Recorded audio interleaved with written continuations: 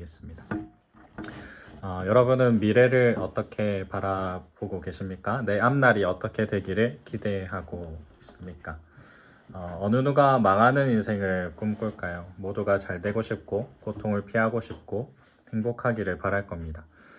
내 앞의 미래를 창창한 하늘과 같이 되기를 꿈꾸며 살아가죠. 오늘 본문에서 전도자는 허무한 인생 속에서 지혜로운 자가 미래를 소망하는 방향, 그 방법에 대해서 안내를 해주고 있습니다. 전도자는 지혜로운 자의 참모습을 묘사하고 있죠. 지혜에 대한 단상들을 소개하고 있습니다. 지혜는 어떠하고 우매한 자, 어리석은 자는 어떠한지를 알려줍니다. 그리고 그 기저에는 죽음을 기억하라 라는 메시지가 숨어 있습니다. 지혜로운 것이 무엇인지 어떤 모습인지 말씀을 묵상을 하면 좋겠습니다. 첫째로 지혜자는 한순간의 기쁨보다 인생의 의미를 돌아봅니다. 초반에 대조되는 문장이 나오죠. 좋은 이름과 값진 향수, 그리고 죽는 날과 출생하는 날, 초상집과 잔치집 등 그렇게 대비되는 단어로 설명하고 있습니다. 이렇게 비교하고 대조하는 이 대조법은 잠언과 전도서에서 나오는 지혜문학의 표현 방식입니다. 여기서 좋은 이름은 명성, 명예를 의미합니다. 이름을 남기는 것은 자신의 생일을 마치면서 하는 죽음을 이야기하는 것이죠. 좋은 이름은 죽음을 뜻한다라고 볼 수 있습니다. 그리고 값비싼 향유는 생명을 더 아름답게 꾸밀 때 사용하는 기름입니다. 향수는 치장하고 더 화려하게 향기롭게 하는 용도이죠. 그렇기 때문에 생명을 의미할 겁니다.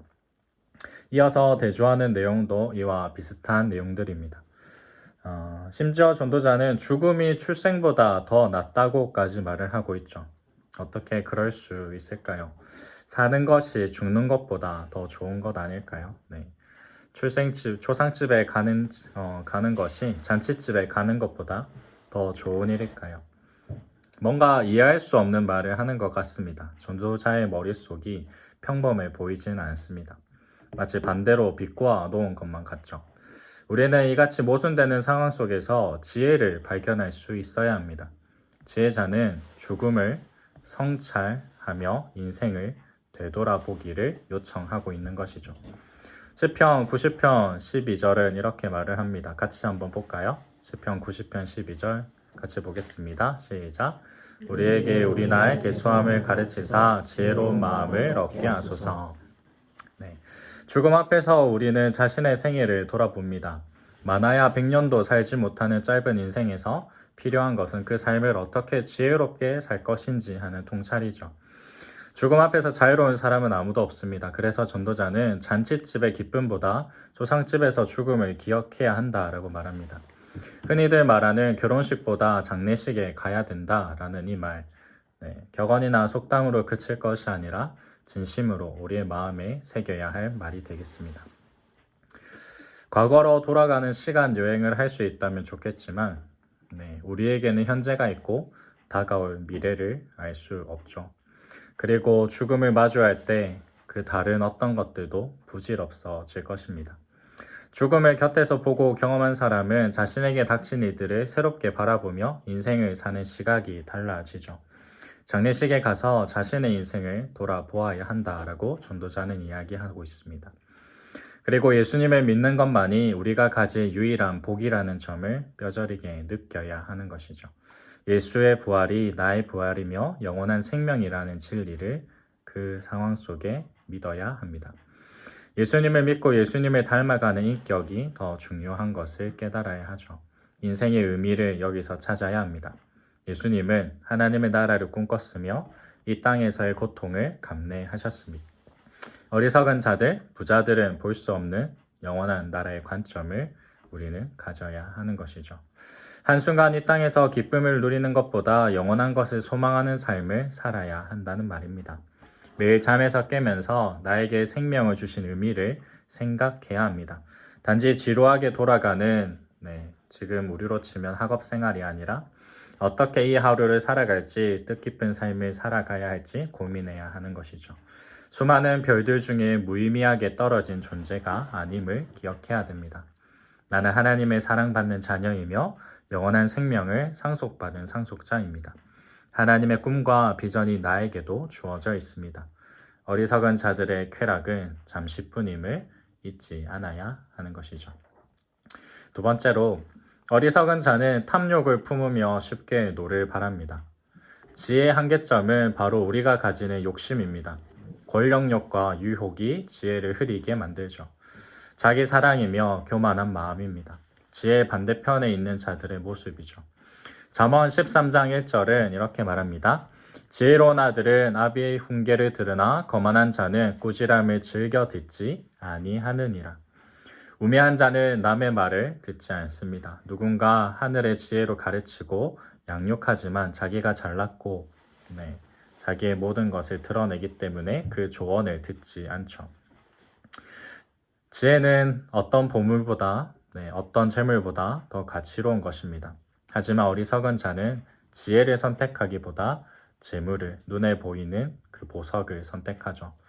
어리석은 자는 재물을 자신이 다 들고 갈 수 있으리라고 믿고 삽니다.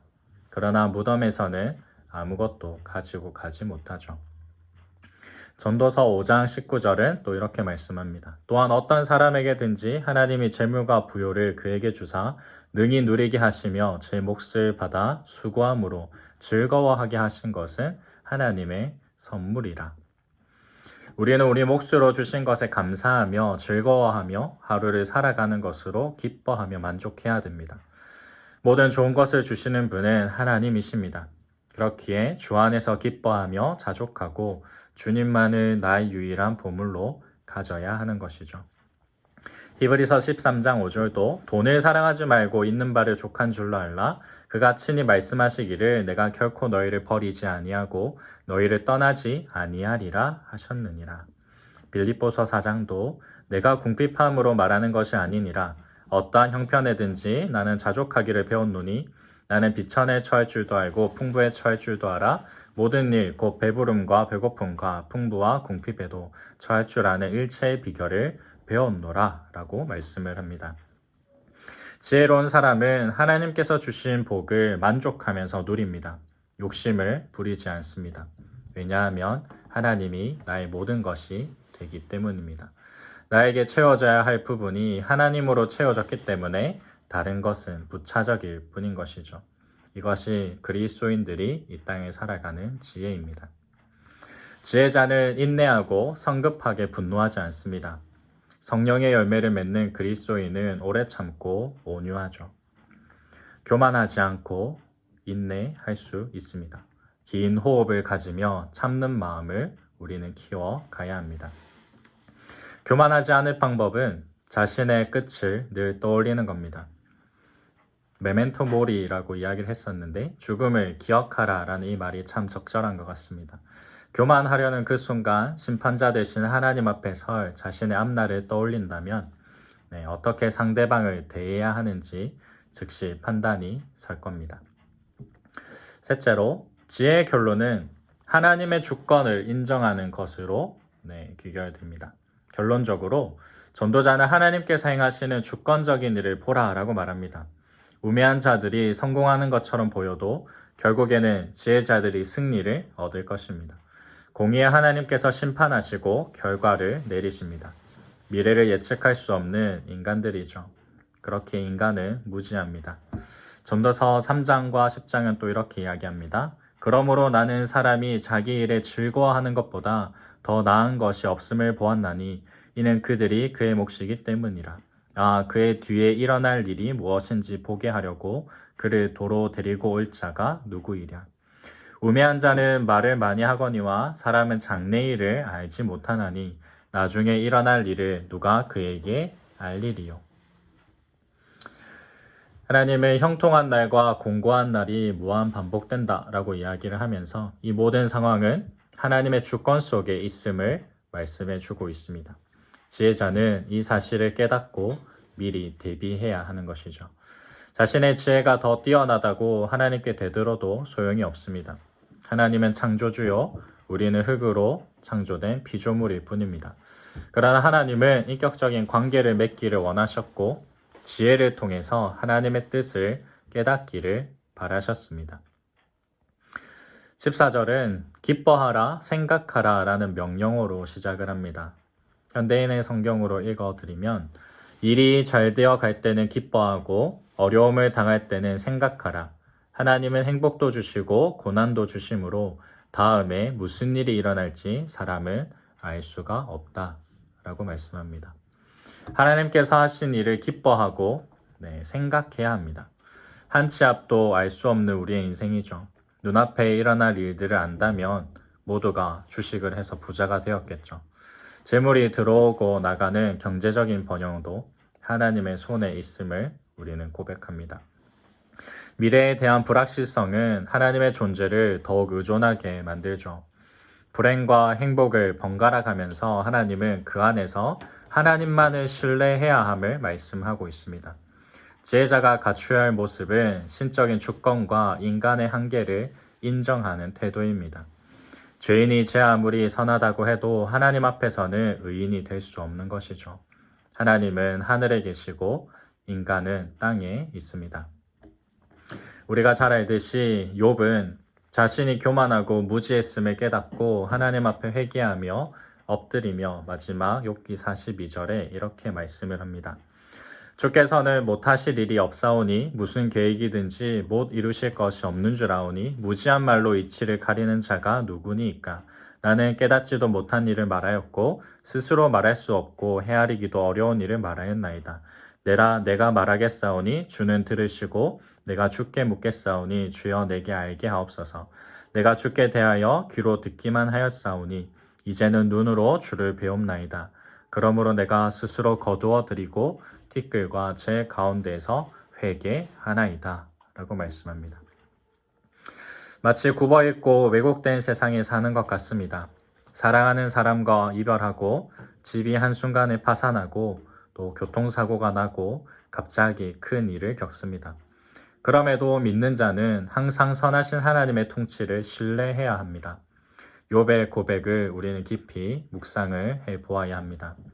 욥기 1장에서도 욥은 내가 모태에서 알몸으로 나왔사온즉 또한 알몸이 그리로 돌아가을지라. 주시니도 여호와시오 거두시니도 여호와시오니 여호와의 이름이 찬송을 받으실지어다 라고 말씀을 했었죠. 사랑하는 여러분, 우리가 사는 인생이 모순처럼 보입니다. 미래를 알 수 없고 살아가는 날이 억울하고 비참하기만 합니다. 하지만 우리가 더 이해할 수 없는 것은 죄가 없으신 예수님께서 하늘의 지혜로 이 땅에 오셨다라는 사실입니다.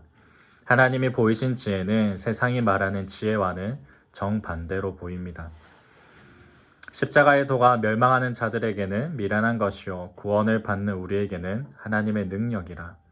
이는 내 생각이 너의 생각과 다르며 내 길은 너희의 길과 다름이니라. 여호와의 말씀이니라 라고 말씀했습니다. 우리는 하나님께서 합력하여 선을 이루시는 분임을 믿습니다. 하나님을 신뢰하며 그분의 주권을 인정하며 살아갑니다. 그리고 그분의 뜻 안에서 즐거워하며 기뻐하는 삶을 우리는 선택합니다. 형통한 일과 괴로운 일이 혼재하는 세상에서 우리는 죽음을 기억해야 합니다. 내가 지금 살아가는 것에 집중해야 하죠. 오늘을 예수 그리스도 안에서 믿음으로 살아가야 합니다. 이 하루하루가 나의 일생, 나의 전부가 될 것입니다. 우리의 미래는 해피엔딩이라는 것을 압니다. 믿는 자에게 주신 길은 선하며 아름다운 하나님의 나라입니다. 죽음을 초월한 사랑이 죄와 비참으로 마무리될 법한 인생을 살립니다. 우리에게 주신 이 삶을 어리석게 허비하지 말고 하나님의 주인 되심을 믿으며 자족하면서 이 하루하루를 살아갈 수 있기를 소망합니다. 아멘.